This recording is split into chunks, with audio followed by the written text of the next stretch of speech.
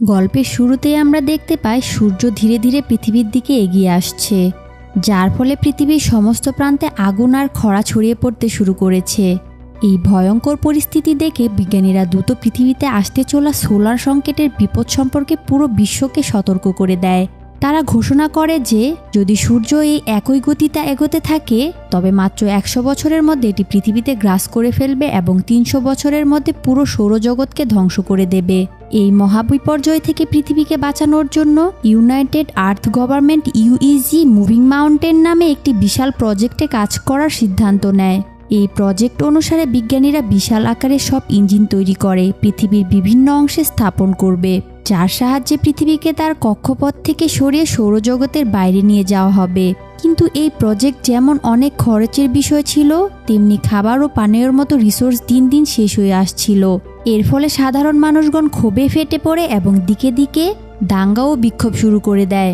এই বিক্ষোভে সেই সমস্ত মানুষেরা সামিল ছিল যারা কোনো বিপদ বা পরিণতির তোয়াক্কা করত না। তাদের বিশ্বাস ছিল যে বিপদ এখনও পৃথিবীতে এসে পৌঁছায়নি, তার জন্য ইউইজি এত বড় ঝুঁকি নিয়ে পৃথিবী এবং মানবজাতিকে বিপদের মুখে ঠেলে দিচ্ছে। অন্যদিকে ইউইজি ডিজিটাল লাইফ নামে একটি প্রজেক্ট অর্থাৎ ডিএলপিকে নিষিদ্ধ করে দেয়, যার কারণে পরিস্থিতি আরও ভয়াবহ হয়ে ওঠে। আসলে ডিএলপি ছিল একটি কট্টরপন্থী গোষ্ঠী যাদের বিশ্বাস ছিল যে মানবজাতির ভবিষ্যৎ কেবল কম্পিউটার মধ্যে সুরক্ষিত। তারা এমন একটি প্রোগ্রাম তৈরি করতে চেয়েছিল যার মাধ্যমে মানুষ তার মস্তিষ্ককে একটি ডিস্কে আপলোড করে অমর হতে পারবে, কিন্তু রিসোর্সের অভাবে তারা এই প্রোগ্রামকে এগিয়ে নিয়ে যেতে পারছিল না। তাই রিসোর্স জোগাড় করার জন্য তারা হ্যাকিং এবং ইউইজি এর উপর সন্ত্রাসী হামলা চালাতে শুরু করে। এই সব কিছুর মাঝে ইউইজি লক্ষ্য করে যে তাদের মুভিং মাউন্টেন প্রজেক্টের উপর থেকে মানুষের বিশ্বাস উঠে যাচ্ছে এবং বহু মানুষ এই প্রজেক্টকে থামানোর চেষ্টা করছে। ঠিক তখনই চাইনিজ অ্যাম্বাসেডর জাওয়ের প্রজেক্টের প্রথম ধাপ সম্পন্ন করার কথা বলেন। তার বিশ্বাস ছিল প্রথম ধাপ সফলতা সম্পন্ন হলে মানুষ আবার মুভিং মাউন্টেনের প্রজেক্টের উপর বিশ্বাস ফিরে পাবে। যাও বলেন, এই প্রথম ধাপটি সম্পূর্ণ করার জন্য আমাদের চাঁদে থাকা ইঞ্জিনগুলোর পরীক্ষা করতে হবে, কারণ আমরা চাঁদকেও সৌরজগৎ থেকে দূরে ঠেলে দেওয়ার পরিকল্পনা করছি যাতে পৃথিবীর সাথে তার মধ্যাকর্ষণের সংযোগ ভেঙে যায়। এই কঠিন কাজটির জন্য ইউইজি অনেক মানুষকে অ্যাস্ট্রোনট হিসেবে প্রশিক্ষণ দেওয়ার সিদ্ধান্ত নেয় এবং কিছু সৈন্যকে একটি বেসে একত্রিত করে, যেখানে আমরা লিউ নামের একজন পাইলটকে দেখতে পাই। হঠাৎ লিউ দেখে যে বেসের বাইরে বিক্ষোভ চলছে এবং গার্ডরা তাদের আটকানোর চেষ্টা করছে। ঠিক সেই মুহূর্তে একজন বিক্ষোভকারী বেসের ভিতরে ঢুকে পড়ে, কিন্তু হান নামের একটি মেয়ে তাকে মেরে মাটিতে ফেলে দেয়। এই দৃশ্য দেখে লিউ হানের সাহসিকতায় মুগ্ধ হয়ে যায় এবং তার সাথে বাকি জীবনটা কাটানোর স্বপ্ন দেখতে শুরু করে। এরপর সমস্ত প্রশিক্ষণার্থীদের একটি এলিভেটর করে মহাকাশে পাঠানো হয়, কারণ তাদের প্রথম পরীক্ষাটি সেখানে হওয়ার কথা ছিল। এটি ছিল এখন পর্যন্ত তৈরি হওয়া সবচেয়ে উঁচু এলিভেটর, যার গতি এতটাই বেশি ছিল যে কিছু প্রশিক্ষণার্থী অজ্ঞান হয়ে যায় এবং তারা সেই স্পেস স্টেশনটিও দেখতে পায়নি যা মুভিং মাউন্টেন প্রজেক্টের জন্য তৈরি করা হচ্ছিল। সেখানে সমস্ত প্রশিক্ষণার্থীদের ফাইটিং স্কিল এবং আগ্নেয়াস্ত্র ব্যবহারের প্রশিক্ষণ দেওয়া হয়। এর পাশাপাশি তাদের বারবার এলিভেটরে করে যাতায়াত করানো হয় যাতে ভবিষ্যতে তাদের কোনো সমস্যার পড়তে না হয়। একই সাথে তাদের নিয়মিত মেডিকেল টেস্ট এবং ব্যায়াম করানো হতো। এই প্রশিক্ষণের সময় লিউ এবং হানের মধ্যে সম্পর্ক গভীর হতে শুরু করে এবং তারা একে অপরের প্রেমে পড়ে যায়। একদিন লিউ একজন গার্ডকে সিগারেট ঘুষ দিয়ে বেসের ভেতরে একটি ফুলের তোড়া নিয়ে আসে এবং হানকে প্রপোজ করে। সেই সকালে অ্যাস্ট্রোনটদের একটি নতুন ব্যাচ সেখানে এসে এলিভেটরে প্রবেশ করে, কিন্তু হঠাৎ করে বেসের মধ্যে থাকা ড্রোনগুলো নিজে থেকে বাইরে বেরিয়ে আসতে শুরু করে, যা দেখে ইঞ্জিনিয়াররা বুঝতে পারে যে তাদের পুরো সিস্টেমটাই হ্যাক হয়ে গেছে। একই সময়ে এলিভেটরটি তার নির্ধারিত সময়ে আগে উপরের দিকে উঠতে শুরু করে। অন্যদিকে এলিভেটরের ভিতরে নতুন আসা অ্যাস্ট্রোনটরা তাদের পোশাক পরিবর্তন করতে শুরু করে, যা দেখে লিউ এবং হান লক্ষ্য করে যে তারা আসলে অ্যাস্ট্রোনটদের ইউনিফর্ম পরছে। আর তখনই তারা বুঝে যায় এরা কোনো অ্যাস্ট্রোনট নয়, বরং ভয়ঙ্কর সন্ত্রাসী। এদিকে বেসের ভিতরে থাকা ড্রোনগুলো আক্রমণ করে চারদিকে আগুন লাগিয়ে দেয়। পাইলটরা তাদের আটকানোর চেষ্টা করলেও ড্রোনগুলোর ওপর নিশানা করতে পারছিল না, কারণ সিস্টেমটি এমনভাবে তৈরি করা হয়েছিল যাতে নিজের ড্রোনের ওপর হামলা করা না যায়। কিন্তু ড্রোনগুলো হ্যাক হয়ে যাওয়ায় সেগুলো এখন সিস্টেমের ওপর আক্রমণ করছিল। এই মারাত্মক আক্রমণের মধ্যে একটি ড্রোন একটি এলিভেটরকে ধ্বংস করে নিচে ফেলে দেয়। অন্যদিকে এলিভেটরের ভিতরে সন্ত্রাসীরা সমস্ত প্রশিক্ষণার্থীদের আইডি কার্ডে কেড়ে নেয় এবং সব দরজা বন্ধ করে তাদের চেয়ারগুলো লক করে দেয়। যেই তাদেরকে আটকানোর চেষ্টা করছিল তাকে নির্দয়ভাবে মারা হচ্ছিল। এই এলিভেটরের অন্য একটি কামরায় ছিল লিউ, যে কোনোভাবে নিজের চেয়ার খুলে ফেলে এবং তার চশমা ব্যবহার করে সূর্যের আলো দিয়ে দরজার লক স্ক্রিন পুড়িয়ে দরজাটি খুলে ফেলে। দরজার ওপাশে গিয়ে লিউ দেখতে পায় তার একজন সঙ্গী গুরুতরভাবে আহত, কারণ সন্ত্রাসীরা তাকে খুব মেরেছে। এরপর লিউ সেই সন্ত্রাসীদের পিছু নেয় এবং তাদের সাথে লড়াই শুরু করে দেয়। এই ফাইটের মধ্যে একজন সন্ত্রাসী উঁচু থেকে পড়ে মারা যায়। এরপর লিউ একটি ফায়ার এক্সটিংগুইশার নিয়ে অন্য সন্ত্রাসীদের পিছু ধাওয়া করে। এর মধ্যে সেই সন্ত্রাসী চুরি করা আইডি কার্ড ব্যবহার করে এলিভেটরটিকে স্পেস স্টেশনে পৌঁছে দেয়। ঠিক সেই মুহূর্তে ড্রোনগুলো তাদের উপর একটি মিসাইল দিয়ে হামলা করে। বেসের ভিতরে বিজ্ঞানীরা 550C নামের একটি ইন্টেলিজেন্ট কোয়ান্টাম কম্পিউটার সাহায্যে হ্যাকারদের কাছ থেকে সিস্টেমটিকে সুরক্ষিত করে ফেলে। এরপরই সব ড্রোন মাটিতে আছড়ে পড়ে ধ্বংস হয়ে যায় এবং বিজ্ঞানীরা এলিভেটরটিকে আবার নিচে নামিয়ে আনতে শুরু করে। এখানে লিউ তখন একজন সন্ত্রাসীর সাথে লড়ছিল। তখন হান একটি যান্ত্রিক হাতের সাহায্যে জানালার কাঁচ ভেঙে লিউয়ের কাছে আসে এবং সেই সন্ত্রাসীকে মারতে সাহায্য করে। এরপর হান রেগে গিয়ে লিউয়ের কাছে আবার ফুল চায়, কারণ এই লড়াইয়ের মাধ্যমে তার সব ফুল নষ্ট হয়ে গিয়েছিল। কিন্তু ঠিক তখনই সেই স্পেস স্টেশনটি বেসের উপর আছড়ে পড়তে শুরু করে, কারণ সেই সন্ত্রাসী মরার আগে একটি ডেটোনেটর চালু করে দিয়েছিল। স্টেশনটি বেসের উপরে এসে পড়া একটি বিশাল বিস্ফোরণ ঘটে এবং বেসের বিল্ডিংগুলো ধ্বংস হয়ে যায়। এলিভেটরটি সজোরে মাটিতে আছড়ে পড়ে, যার ফলে ভেতরে সমস্ত প্রশিক্ষণার্থী দুর্ঘটনার শিকার হয়। সৌভাগ্যবশত লিও এবং হান অক্ষত অবস্থায় বেঁচে যায়। পরের দিন খবরে বলা হয় এই বিস্ফোরণে প্রায় 3000 মানুষের মৃত্যু হয়েছে এবং 5000-এরও বেশি মানুষ আহত হয়েছে। স্টেশনের ধ্বংসের কারণে এত মানুষের মৃত্যু হয় সাধারণ মানুষের মধ্যে বিক্ষোভ আরও তীব্র হয়ে ওঠে। তারা সন্ত্রাসী হামলা এবং দাঙ্গা শুরু করে দেয় এবং সরকারের কাছে ডিএলপিকে ফিরিয়ে আনার দাবি জানাতে শুরু করে। এখানে ঝাও তার অ্যাসিস্ট্যান্টকে সেই ভাষণটি বলতে বলে যা সে ইউইজি এর প্রজেক্ট বিশ্বাস করার জন্য লিখেছিল। একই সময়ে ঝাও আমেরিকান অ্যাম্বাসেডরের সাথে কথা বলে প্রজেক্ট কাজ করার জন্য আরও একটি সুযোগ চায়। কয়েক সপ্তাহ পর কিছু মানুষকে ক্রায়ো স্লিপিং পডে চাঁদে পাঠানো হয়, যাতে তারা সেখানে গিয়ে ইঞ্জিনগুলোর ওপর কাজ চালিয়ে যেতে পারে। এর মধ্যে হেং ইউ নামের একজন কম্পিউটার ইঞ্জিনিয়ার ক্রায়ো স্লিপিং থেকে জেগে ওঠে এবং 550A নামে এআইও তার মেয়ে জায়ার একটি রেকর্ডিং চেক করে। আসলে 550 এর মাধ্যমে জায়া হেং ইউ এর সাথে কথা বলতো। এখানে আমরা জানতে পারি যে হেং ইউ আগে ডিএলপি এর জন্য কাজ করত, কিন্তু 550C পর্যন্ত পৌঁছানোর জন্য সে চাঁদে কাজ করতে এসেছে। আসলে 550C পুরো বেসটি নিয়ন্ত্রণ করত, তাই হেং ইউ ভেবেছিল যে সে 550C ব্যবহার করে জায়ার একটি ডিজিটাল ক্লিপ তৈরি করবে, যা দিয়ে সে তার মৃত মেয়ের মস্তিষ্ককে কয়েক সেকেন্ডের জন্য জীবিত করতে পারবে। এখানে টিমের বাকি সদস্যদের সাথে কাজ করতে গিয়ে হেং ইউ জানতে পারে যে ঝাও নামের একজন কম্পিউটার রিসার্চার 550C এর ইনচার্জ এবং সে চায় হেং ইউ তাদের সিস্টেম অপারেশনে সাহায্য করুক। এরপর হেং ইউ এবং ঝাও 550C এর প্রথম পরীক্ষা হিসেবে বেসের প্রতিটি সেক্টরকে সক্রিয় করে।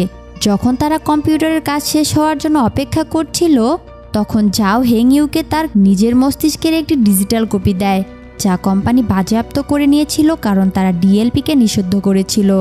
ঝাও হেং ইউকে বোঝায় এই কপিটা তুমি নষ্ট করবে কি না সেটা সম্পূর্ণ তোমার উপর নির্ভর করছে। কিছু সময় পর হেং ইউ জায়ার সেই ডিজিটাল ক্লিপটি ঝাওকে দেখায়। এই সময় হেং ইউ সেই ভয়াবহ দিনটির কথা মনে করে যখন সে তার স্ত্রী এবং মেয়ের সাথে গাড়িতে করে কোথাও যাচ্ছিল। হঠাৎই তাদের গাড়ি একটি ট্রাকের সাথে ধাক্কা খায়।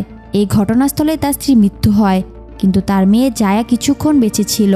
তাই হেং ইউ মেয়ের মস্তিষ্ককে কম্পিউটার মাধ্যমে বাঁচিয়ে রাখার জন্য তাকে ডিএলপি এর কাছে নিয়ে যায়, কিন্তু তারা তাকে সাহায্য করতে চায়নি কারণ তাদের প্রযুক্তি তখনও পুরোপুরি তৈরি হয়নি। সেখানে হেং ইউয়ের সাথে জাওয়ের দেখা হয়, যে আগে ডিএলপিতে কাজ করত।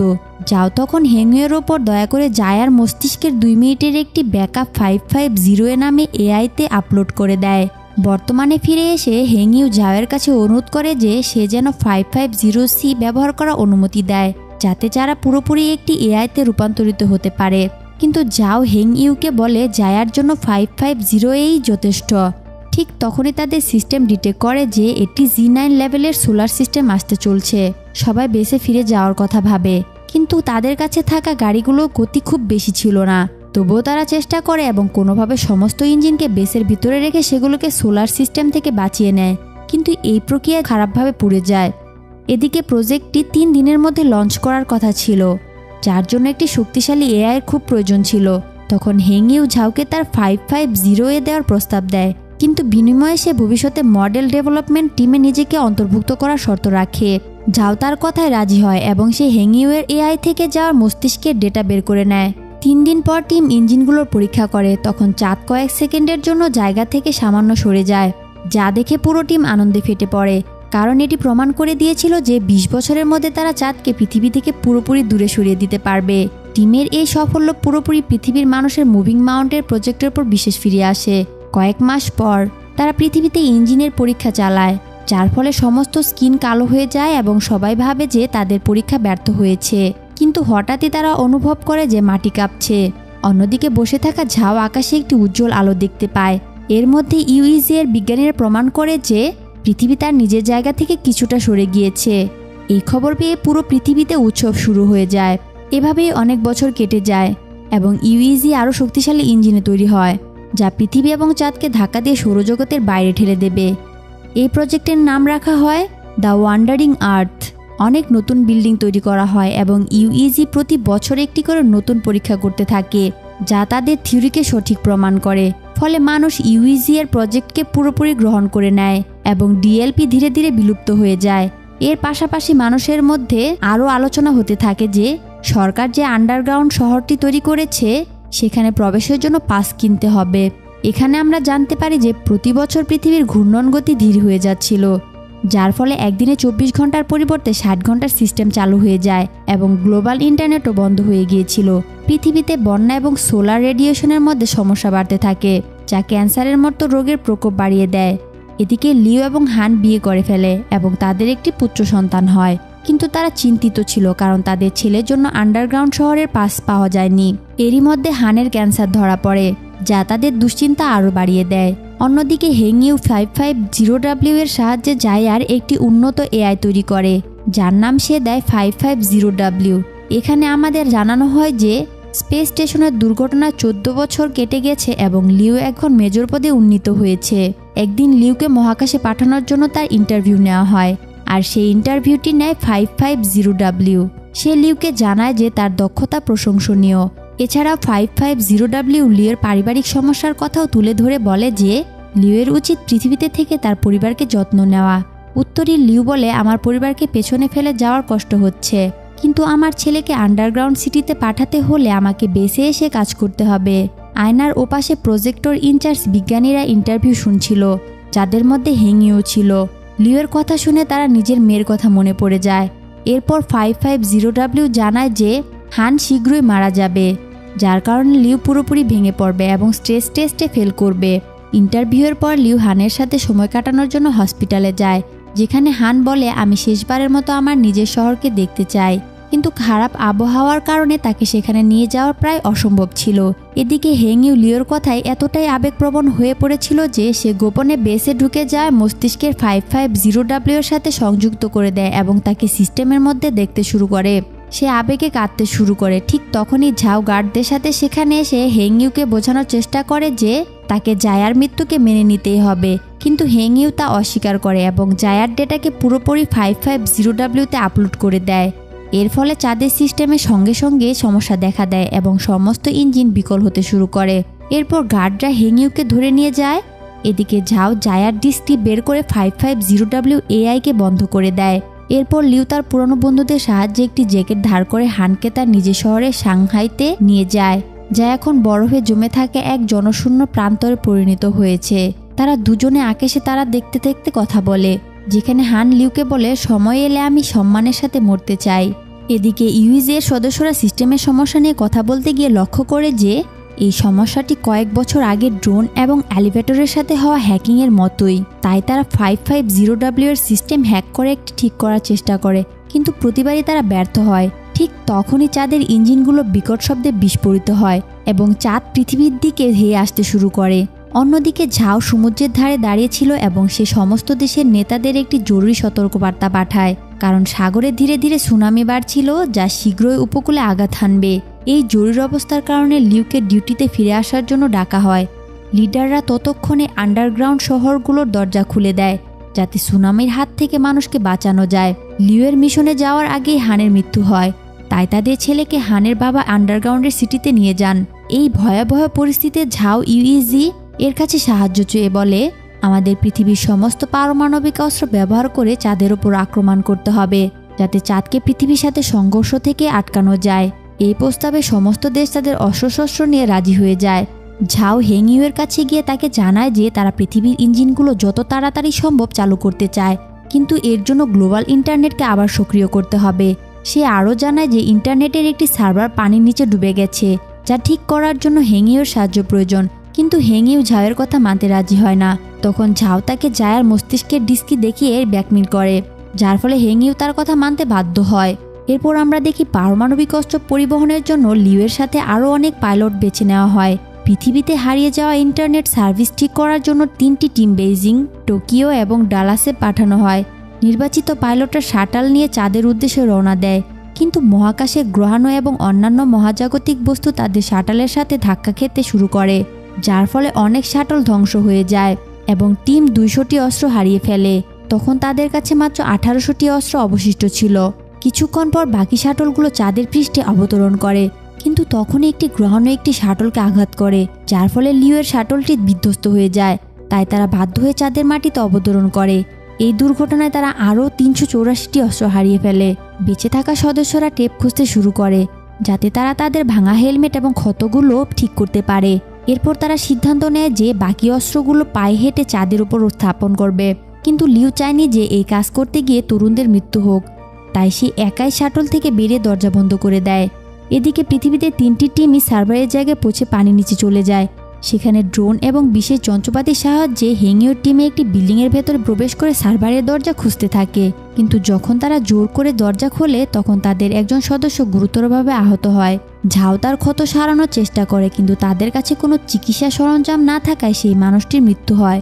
এরপর হেংইউ এবং ঝাও ইন্টারনেট ফিরিয়ে আনার জন্য কানেকশন তৈরির সিদ্ধান্ত নেয়। অন্যদিকে ঝাও যখন হাজার হাজার অস্ত্র একটি ট্রাক নিয়ে যাচ্ছিল, তখন চাঁদের একটি ধ্বংসাবশেষ পৃথিবীর ওপর আছড়ে পড়ে। এর ফলে বিল্ডিংটি কেঁপে ওঠে এবং কিছু হার্ডওয়্যার ঝাওয়ের পায়ের উপর পড়ে যায় এবং সে খারাপভাবে আটকে যায়। সেই ঘরে দ্রুত পানি ভরতে শুরু করে। অন্যদিকে হেংইউ তার ড্রোনের সাহায্যে রুমের দরজা খুলতে পারছিল না, তাই ঝাও তাকে দ্রুত পাসওয়ার্ডটি দিয়ে দেয়, কিন্তু ততক্ষণে পানিতে ডুবে ঝাওয়ের মৃত্যু হয়। এরপর চাঁদের ধ্বংসাবশেষ পৃথিবীর বিভিন্ন গুরুত্বপূর্ণ জায়গায় আঘাত হানতে শুরু করে, যার ফলে আন্ডারগ্রাউন্ড সিটিতে আশ্রয় নেওয়া মানুষরা আতঙ্কিত হয়ে পড়ে। ইউইজিতে ঝাও একটি দুঃসংবাদ পায়, তাদের কাছে পারমাণবিক অস্ত্রগুলোকে একসাথে বিস্ফোরণ ঘটানোর মতো সময় নেই। এই কথা শুনে ঝাও প্রায় সব আশা ছেড়ে দেয়, কিন্তু তখন তার একজন সাহসী কর্মী একটি সমাধান বাতলে দেয়। যদি তারা মহাকাশে আরও অ্যাস্ট্রোনেট পাঠায় তবে অস্ত্রগুলোকে ম্যানুয়ালি বিস্ফোরণ ঘটানো সম্ভব হবে, অর্থাৎ সমস্ত অ্যাস্ট্রোনেটকে নিজেদের জীবন উৎসর্গ করে পৃথিবীকে বাঁচাতে হবে। এই অপারেশনের জন্য 300 জন মানুষ প্রয়োজন ছিল। তখন একজন পুরনো পাইলট বলে ওঠে, এই কাজ করা আমাদের কর্তব্য। তরুণরা ভবিষ্যতে যত্ন নেবে, তাই তাদের জীবন উৎসর্গ করা উচিত নয়। সেই পাইলটের কথায় সম্মতি দেয়। সমস্ত পুরনো পাইলটদের একটি টিমের সাথে চাঁদে পাঠানো হয়। সেখানে লিউ তাদের দেখে অবাক হয়ে যায়, কিন্তু তার কমিউনিকেশন সিস্টেম ভেঙে যাওয়ায় সে পৃথিবীতে ফেরার আগে তারা পুরনো শিক্ষক এবং প্রশিক্ষণ সঙ্গীদের বিদায় জানাতে পারে না। অন্যদিকে ইউএজি জানায় যে টোকিও এবং ডালাসের সার্ভার ফিরে এসেছে, কিন্তু বেইজিংয়ের সার্ভার এখনও অফলাইন।